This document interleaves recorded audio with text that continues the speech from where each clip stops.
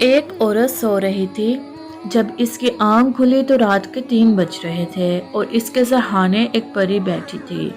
پری نے اس سے پوچھا کہ اپنی دلی 3 خواہشیں بتاؤ۔ میں ایک دن میں ایک خواہش پوچھوں گی اور اس دن وہی پوری ہوگی، لیکن ایک شرط ہے کہ جو کچھ تم اپنے لیے مانگو گی وہ تمہیں ضرور ملے گا، مگر اس سے 10 گنا زیادہ مقدار میں وہ تمہارے شوہر کو ملے گا۔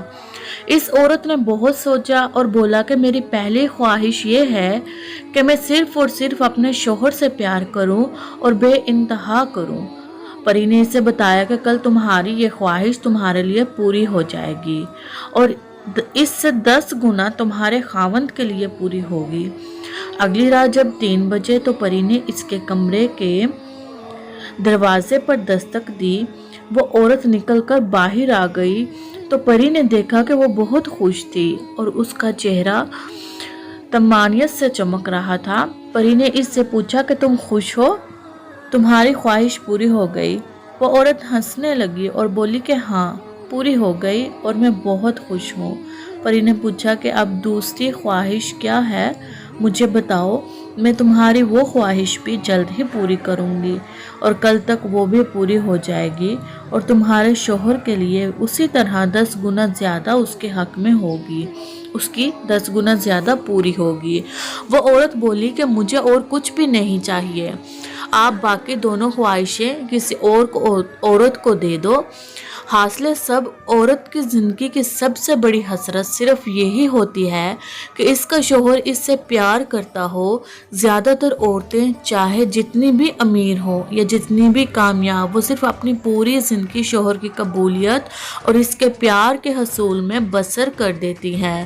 اگر آپ ان عورتوں کو دیکھیں جو بوڑھی اپنے شوہر کی اولاد اکیلے پال رہی ہوتی ہیں تو آپ بخوبی اس بات کو سمجھ جائیں گے کہ عورت کی فطرت میں بھی صرف ایک آدمی کی پوجا اور اس کی وفاداری ہوتی ہے۔ ہمارے مشرقی معاشرے میں تو خیر سب عورتیں اپنی پوری زندگی بسر برے سے برے سسرال کو اور اپنے بچوں کی تمام سروپائے خواہشات کو صرف ایک مرد کے لیے ہی زندگی بھر میں برداشت کرتی ہیں۔ جو مرد یہ سوچتے ہیں کہ بیوی کو کیسے خوش رکھا جا سکتا ہے، ان کے لیے بہت آسان ہے کہ تہہ دل سے اس کی عزت کریں اور اس سے پیار کریں، باقی سب کچھ معمولی چیزیں ہوتی ہیں۔ سب سے زیادہ اپنی بیوی کو اہمیت دیں۔ اگر دنیا میں والدین کے بعد کوئی رشتہ ہے تو وہ آپ کی بیوی کے ساتھ ہے۔